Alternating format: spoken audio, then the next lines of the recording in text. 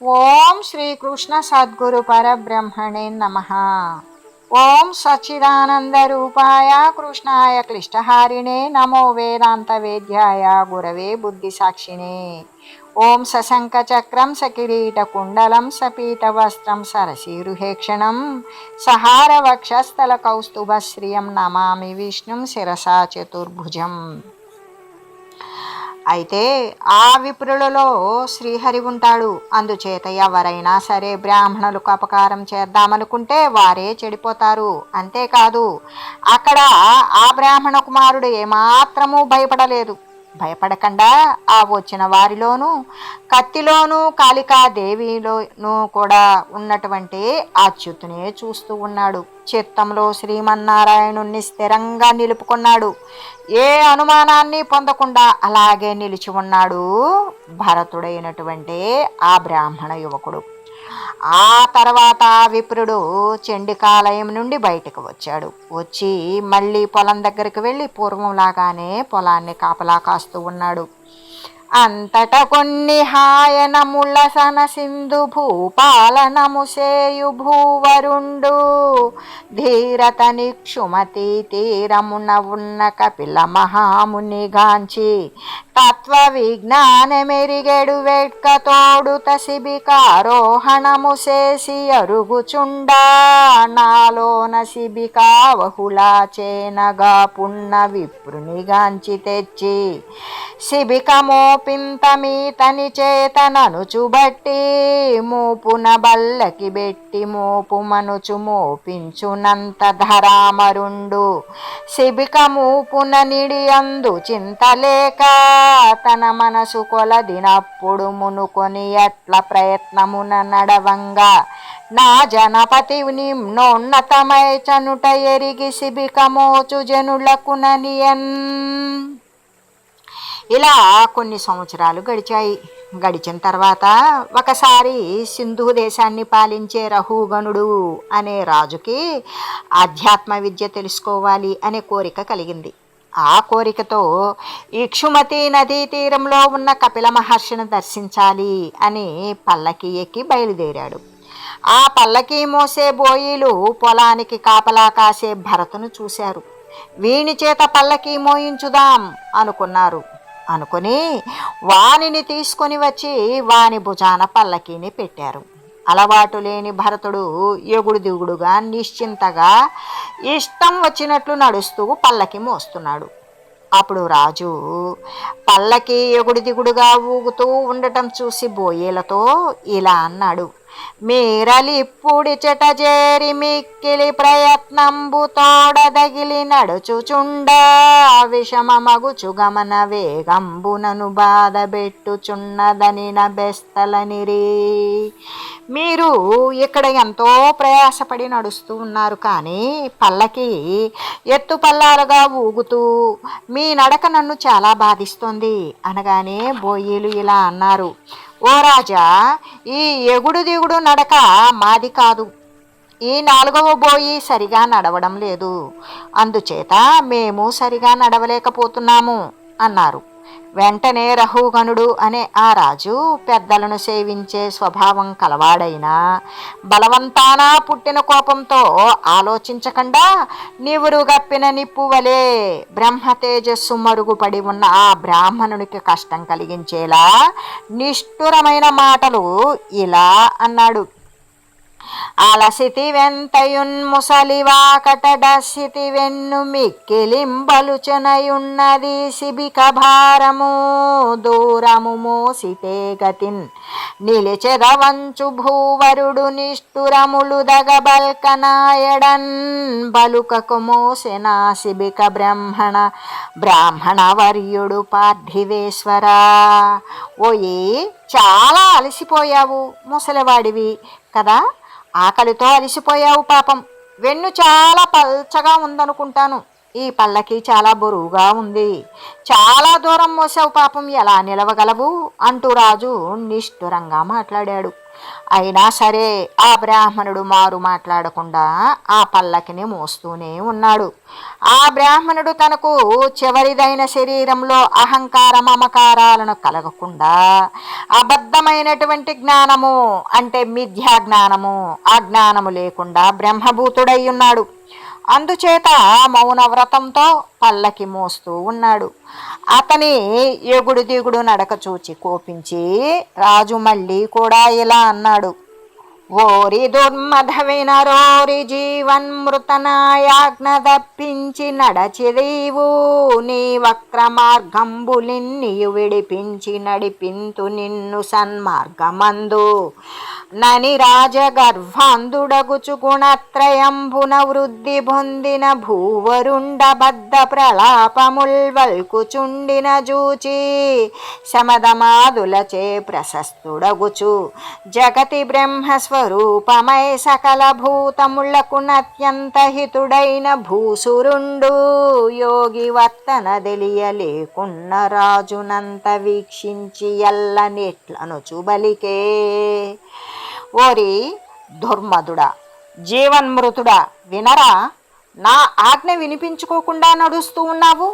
నీ వంకర నడకలన్నీ తొలగించి నిన్ను సన్మార్గంలో నేను నడిపిస్తాను అంటూ రాజు గర్వంతో కనులు కానక త్రిగుణాలతో పెచ్చు పెరిగినటువంటి రాజు కారు కూతలు కూస్తూ ఉన్నా శమము దమము కలిగి బ్రహ్మస్వరూపుడై సకల ప్రాణులకు హితుడైన ఆ బ్రాహ్మణుడు యోగి ప్రవర్తన తెలుసుకోలేని రాజును చూసి మెల్లగా ఇలా అన్నాడు. ఓ రాజా, నీవు చెప్పింది నిజమే. బరువు శరీరానికే కానీ నాకు కలుగదు. అయినా లావు సన్నము, శారీరక మానసిక వ్యాధులు, ఆకలి దప్పులు, ఇష్టము ద్వేషము, ముసలితనము, మరణము, రోషము, నిద్ర, మెలకువ, అహంకారము, మమకారము, మదమాశ్చర్యాలు శరీరంతోనే పుడతాయి, నాకు కలుగవు. జీవన్మృతుడును నేనే కాదు, అది ఆది అంతము కలిగిన వారందరిలోనూ ఉంటాయి. స్వామి, సేవక సంబంధాలు విధి విలాసం వల్ల శరీరాలకు కలుగుతాయి, కానీ జీవునికి ఉండవు. అదీగాక రాజుననే అభిమానంతో నీవు నన్ను ఆజ్ఞాపించదలుచుకుంటే ప్రమత్తుడవైన నీకు నీ పూర్వ స్వభావం ఎలా ఉంటే అలాగే జరుగుతుంది. నేనేం చెప్తాను, నేనేం చేస్తాను చెప్పు. పిచ్చివాని వలె, మొగవాని వలె, గ్రుడ్డివాని వలె, జడుని వలె సహజ స్వభావం పొందిన నా మీద నీ శిక్ష ఏం లాభం కలిగిస్తుంది? అదీగాక స్తబ్దుడను మత్తుడను అయిన నాకు నీ శిక్ష వ్యర్థమవుతుంది అని ఉపశమించేటట్లు పలికి మునీశ్వరుడు పూర్వకర్మశేషం ఇంకా ఉండడం చేత ఆ శిబిక అంటే ఆ పల్లకిని మోస్తూ వెడుతూ ఉన్నాడు. ఆ రాజు తత్వజ్ఞానం కోరి వెడుతున్నాడు కాబట్టి తన హృదయపు ముడి విప్పేటట్లుగా ఎన్నో గ్రంథాలు చెప్పినట్లు ఉన్న బ్రాహ్మణ వాక్యాలు విన్నాడు. విని ఆ రాజు వెంటనే ఆ పల్లకి నుండి క్రిందికి దూకాడు. దూకి ఆ బ్రాహ్మణునికి సాష్టాంగంగా నమస్కరించాడు. గర్వమంతా నశించింది. చేతులు మోడ్చి నమస్కరించి ఇలా అన్నాడు. ధరణి సురులలో నదలపనెవ్వడవు నీవవధూత వేషివై అవని అందునేమిటికై చెరియింపంగవచ్చితి విచటనొక్కడవు నొంటి సనుట నేడు నను కృతార్థుని జేయనను కూలుడగుచున్న ఎట్టి ఆ కపిల మహామునీంద్రుడవో నీ మహత్వంబుదవిలి విచారింపనెరుగక చేసితి గరుణ జూడు తప్పు సైరింపునే యమదండమునకు హరుని శూలంబునకును వజ్రాయుధమున గనల చంద్రార్కధనద శాస్త్రములకు వెరవ విప్రునికే మది వెరచినట్లు. బ్రాహ్మణులలో నీవు ఎవరివి? అవధూత వేషంలో సంచరిస్తూ ఉన్నావు ఎందుకు? ఒంటరిగా వెడుతూ ఉన్నావు. నన్ను కృతార్థుణ్ణి చేయడానికేనా?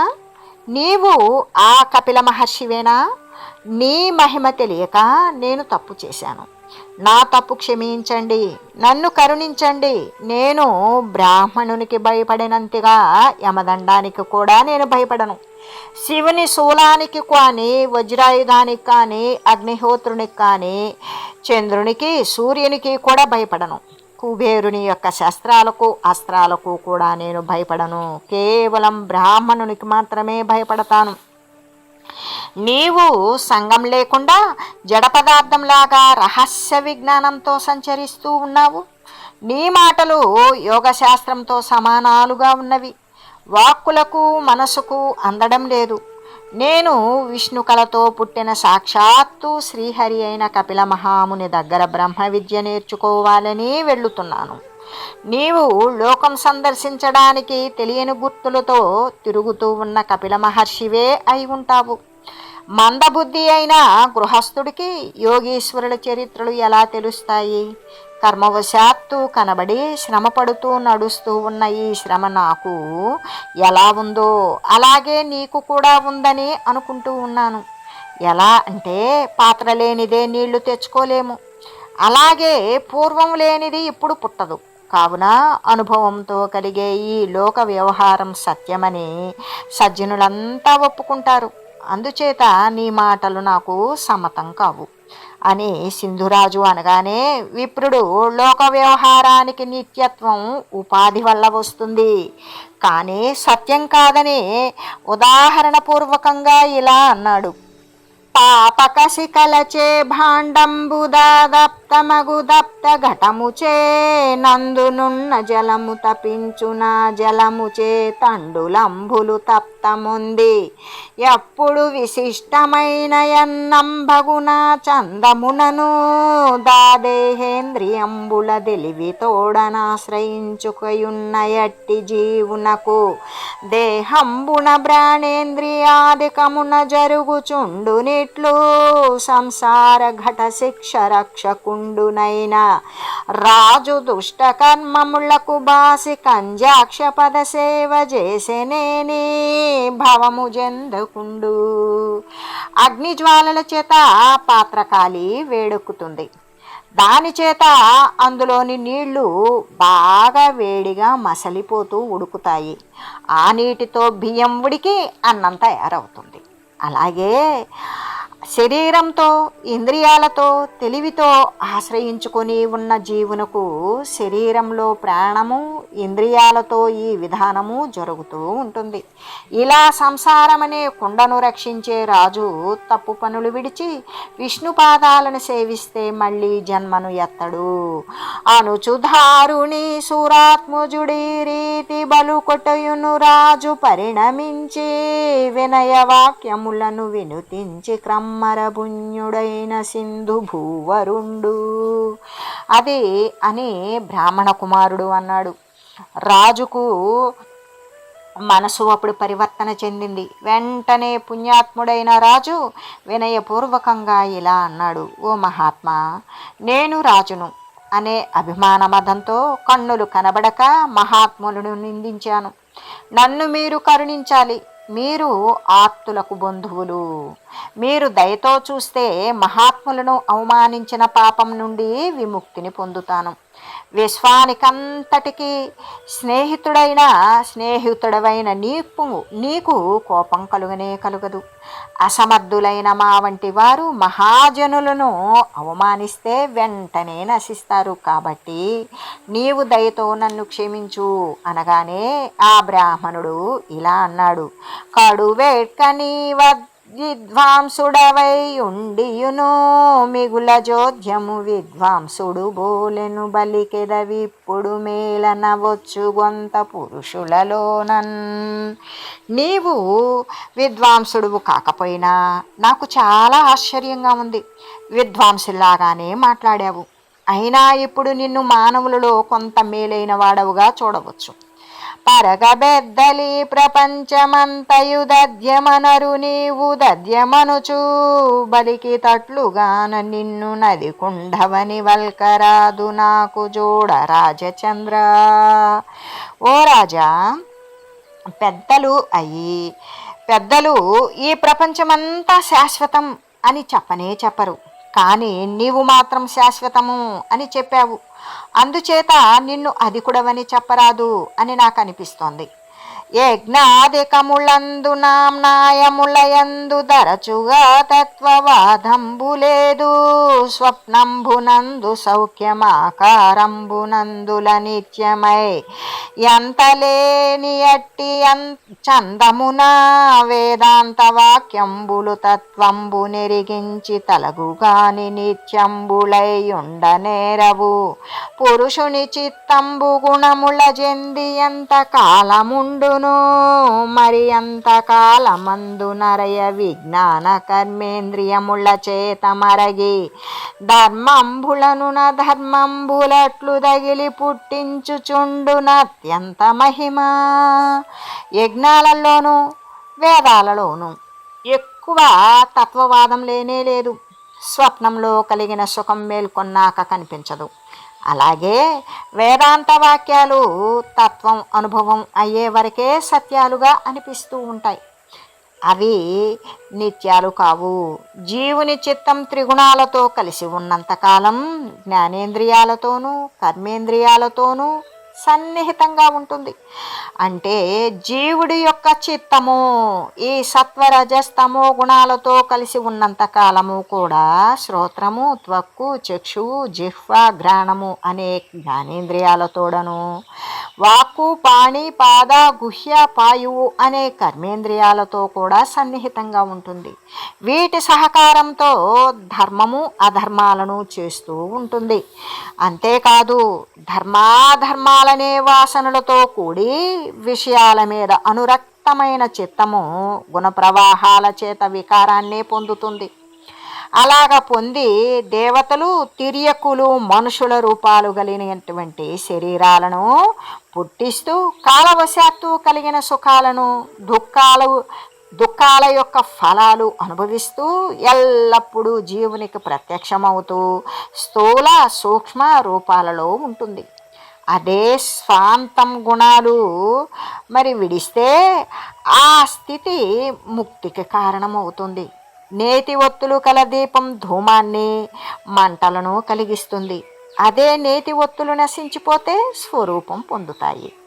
అలాగే మనస్సు గుణకర్మలకి అనుగుణమైన జన్మలను పుట్టిస్తుంది. గుణకర్మలు విడిచిపెడితే పరతత్వాన్ని పొందుతుంది. జ్ఞానేంద్రియాలు 5, విషయాల మీద కనిపించే బుద్ధులు 5. అంటే అంతఃకరణము, జ్ఞానము, మనసు, బుద్ధి, చిత్తము, అహంకారము అనేటువంటి ఈ 5 మొత్తం కలిపి 10. ఈ యొక్క మనసు అంటే ఈ జీవుని కూడా లేవనెత్తి ఎన్నో జన్మలు ఎత్తిస్తాయి. మనోవృత్తులను అతిక్రమించిన జీవుడు పరంజ్యోతి అయిన నారాయణ స్వరూపమే అని తెలుసుకో. స్థావర జంగమాలైన జీవులకు పవనుడు ప్రాణమై ఉన్నట్లుగానే ఈశ్వరుడు సర్వభూతాల్లోనూ అంతర్యామి అయి జీవాత్మ స్వరూపంలోనే ఉంటాడు. జ్ఞానం కలిగి మాయను గెలిచే వరకు కూడా జీవుడు సంఘాన్ని విడువడు. అరిషడ్వర్గాన్ని జయించి అంటే కామము, క్రోధము, లోభము, మోహము, మదము, మత్సరము అనే వాటిని జయించి పరతత్వాన్ని తెలిసిన తర్వాతనే వాడు ఈశ్వరుడవుతాడు.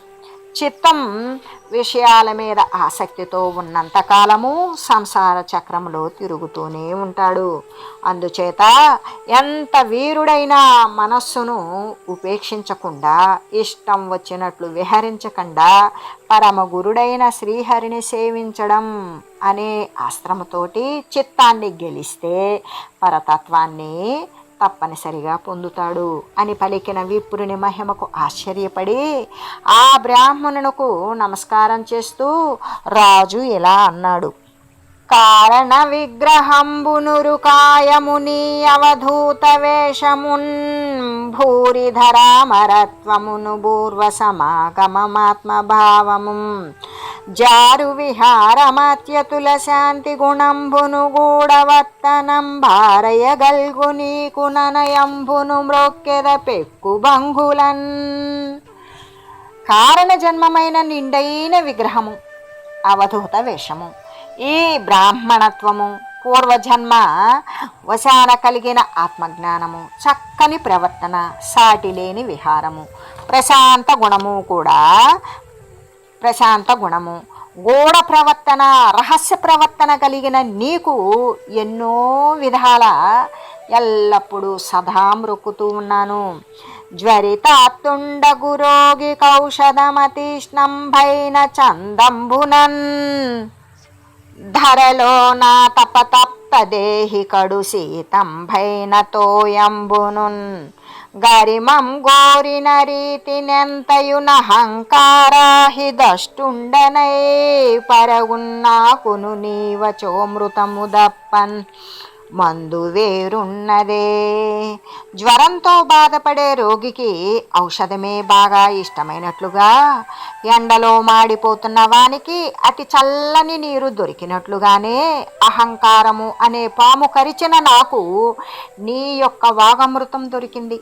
ఇంతకు మించిన మందు లేనే లేదు అనే ఆ రాజు అంటూ, విప్రవర్య నేను వేట్కతో నా సంశయంబులెల్ల నిన్ను నడిగి తెలియదలచియున్నవాడదప్పక ఎరిగింపు ముచిత వృత్తి దత్వయోగమెల్లా. ఓ బ్రాహ్మణోత్తమ, నేను నా సందేహాలన్నీ కూడా నిన్నడిగి తెలుసుకుందాము అని అనుకుంటూ ఉన్నాను.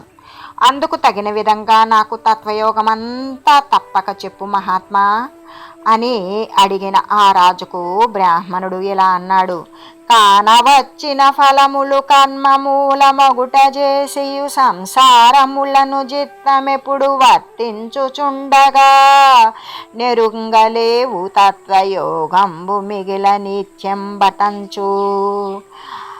మనకు కనిపించే ఫలాలు మన పూర్వకర్మల వల్ల కలిగినవి. వాటిని మానవుడు తన శక్తి వలన కలిగినట్లుగా భావిస్తాడు. మనస్సు సంసారంలో చిక్కుకొని ఉన్నంత వరకు కూడా తత్వయోగం నిత్యమైనది అని తెలుసుకోలేవు. అంతేకాదు, ఈ భూమి మీద ఉన్న పాదాల మీద పిక్కలున్నాయి, ఆ పైన మోకాళ్ళు ఉన్నాయి, ఆ పైన తొడలు, ఆ పైన నడుము, ఆ మీద వక్షస్థలం, ఆ మీద కంఠం, ఆ సమీపంలో భుజం, భుజం మీద పల్లకి బొంగు, దానిపై పల్లకిలో నీవు ఉన్నావు. రాజుననే అహంకారం నీలో ఉంది. కష్టాల్లో ఉన్న ప్రజలను దయలేకుండా పీడిస్తూ ప్రజాపాలనం చేస్తున్నాను అనే గర్వంతో ఉన్నావు. పైగా మా వంటి మహాత్ముల సభలలో నీవు పూజ్యత లేకుండా ఉన్నావు. ఈ స్థావర జంగమాలు అన్నింటికీ కూడా, అంటే కదిలేవానికి కదలని వాటికి కూడా నివాసమైనటువంటి భూమిలాగానే సత్క్రియల చేత, మంచి పనుల చేత తెలియదగిన జగత్ కారణమైనటువంటి తత్వాన్ని చెబుతాను. పరమాణువులన్నీ కలిసి భూమి అయినట్లుగానే అజ్ఞానము చేతను, అవిద్యం చేతను, మదం చేతను కల్పింపబడిన కృషత్వము, స్థూలత్వము, బృహత్వము, అణుత్వము, సత్వము, అసత్వము, జీవము, ద్రవ్యము, స్వభావము, ఆశయము, కాలము, నామము, బుద్ధి రూపమైన మాయ చేత జగత్తు రెండవదిగా కల్పింపబడింది. బాహ్యము అభ్యంతరము కలిగి భగవంతుడనే శబ్దము చేత చెప్పబడినది. విశుద్ధము, పరమార్థము, జ్ఞానరూపము అయిన బ్రహ్మము ఒకటే సత్యము. జగత్తు అసత్యమే అని ఇంకా ఇలా అన్నాడు. ధరలోన బ్రహ్మంబుదపమున దానంబులను, గృహధర్మంబులను, జలాగ్ని సోమ సూర్యుల చేత శృతుల చేనైనను పరమ భాగవతుల పాద సేవ బొందిన మాట్కిని బొందంగరాదని పలుకు దురార్యులు పరమమునులు, ఘనతపో బాహ్య సౌఖ్యములకు విముఖులు, నైపుణ్యులు, హరిగుణానువాద మోదితాత్ములు నగు బుధ పాద సేవనను దినంబును చేసినంత మీద మోక్ష మార్గంబునకును పద్మాక్షునందు బట్టు వడియుండునెప్పుడు బరగ బుద్ధి. పరమ భాగవతుల పాదసేవ చేత పొందినట్లుగా తపస్సు చేత కానీ, దానం చేత కానీ, గృహస్థ ధర్మాలతో కానీ, నీటిచే కానీ, అగ్నిచే కానీ, చంద్ర సూర్యుల చేత కానీ, వేదాలతో కానీ బ్రహ్మమును పొందలేరు అని పెద్దలైనటువంటి పరమ ఋషులు చెబుతూ ఉన్నారు. తపస్సుకు, బాహ్య సుఖానికి విముఖులైన పుణ్యాత్ములు శ్రీహరి గుణాలను ప్రశంసిస్తూ సంతోషించే పండితుల పాదసేవతో ప్రవర్తిస్తే తరువాత వారి బుద్ధి మోక్ష మార్గంలో శ్రీహరి మీద సదా నిలుస్తుంది. రాజా, నేను పూర్వజన్మలో భరతుడనే రాజును. సర్వసంగ పరిత్యాగం చేసి భగవంతుని ఆరాధిస్తూ ఒక మృగంతో స్నేహం చేయడం వల్ల నేను మృగమై పుట్టాను. అయినా సరే హరిభక్తి తప్పలేదు. అందుచేత ఇప్పుడు మనుష్య జన్మ ఎత్తినా మనుష్యులతో సంపర్కం లేకుండా ఒక్కడినై తిరుగుతూ ఉన్నాను. నరుడు వృద్ధులను సేవించి సంసారం మీద మోహం విడిచి హరి ధ్యాన కథల చేత జ్ఞానాన్ని పొందాలి. పొంది పద్మాక్షుని పూజిస్తూ పరలోకాన్ని పొందుతాడు అని విప్రుడు ఇంకా ఇలా చెప్పాడు. ధరణి సమాయ చేతను దాటగారాని పదమున బెట్టంగబడ్డ జీవుడెలమిపై గుణకర్ముల చేయుచును లాభమాశించి తిరుగు బేహారి మాట్కి ఫలమపేక్షించుచు బాయక జీవుండు సంసార గహన సంచారియగుచు ననవరతము నుండు నా మహావనమందుగామలోభాది తస్కరులు గూడి ధరణి విజితేంద్రియుడుగాని నరుని భట్టి ధర్మమని ఎడియా మహాధనమునెల్లా నరసిగుని పోవుచుండు దురనుదినంబుగాన సంసారమందు నా కాంక్ష వలదు. ఓ రాజా, మాయ చేత దాటరాని మార్గంలో పెట్టబడిన జీవుడు సంతోషంతో గుణకర్మలు ఆచరిస్తూ లాభం ఆశించి తిరిగే వ్యాపారస్తునిలాగా ఫలాన్ని కోరుతూ సదా జీవుడు సంసారమనే అడవిలో తిరుగుతూ ఉంటాడు. ఆ అడవిలో కాముడు, లోభుడు మొదలైనటువంటి దొంగలంతా కలిసి ఇంద్రియాలను జయింపలేని ఆ నరును పట్టుకుంటారు. పట్టుకొని ధర్మమనే ఆ ధనమంతా ప్రతిదినము దొంగిలించుకొని పోతారు. అందుచేత సంసారంలో కోరిక అనేది కూడా ఉండకూడదు. ఆరయక సంసారాట విదరళకయా పుత్రమిత్ర దారాదుల నంబరచును నుండెడు వృకములు బరువడి నరభస్తములను భక్షించువడిన్. సంసారమనే ఈ అడవిని విడువకుండా పుత్రులు, మిత్రులు, భార్య అనబడేటువంటి తోడేళ్ళు నరరూపంలో ఉన్నటువంటి మేక పిల్లలను భక్షిస్తూ ఉంటాయి అని చెబుతూ మలసి సంస్కృతి ఘోర కానన మందిరంబుల నెల్లచో జలగి గుల్మలత తృణాదుల చేత గహ్వరమైన నిశ్చల నికుంజములందు దుర్జన సంజ్ఞలంగల మక్షికంబుల నిరోధముదన్ను సోకిన బొందుచుండు విపద్దశన్. సంసారము చేత ఘోరమైన అడవులనే మందిరాలలో లతలు, పొదలు మొదలగు వాటితో ప్రవేశించరానటువంటి పొదల్లో దుర్జనులు అనే పేరు కలిగిన ఈగలు తన్ను చుట్టముట్టితే ఆపదలు పొందుతూ ఉంటాడు మానవుడు అని ఆ విప్రుడు ఆ రహుగణుడు అనే రాజుకి తెలియజేస్తూ ఉన్నాడు. ఓం మంగళం శ్రీ కురుక్షేత్ర రణక్షోణి విహారిణే పార్థసారథి రూపాయ గీతాచార్యాయ మంగళం. ఓం మంగళం నమోస్త్వనంతాయ సహస్రమూర్తయే సహస్రపాదాక్షి శిరోరుబాహవే సహస్రనామ్నే పురుషాయ శాశ్వతే సహస్రకోటి యుగధారిణే నమః. ఓం శ్రీమతే నారాయణాయ నమః. శ్రీమన్నారాయణ చరణౌ శరణం ప్రపద్యే. హరి ఓం తత్సత్.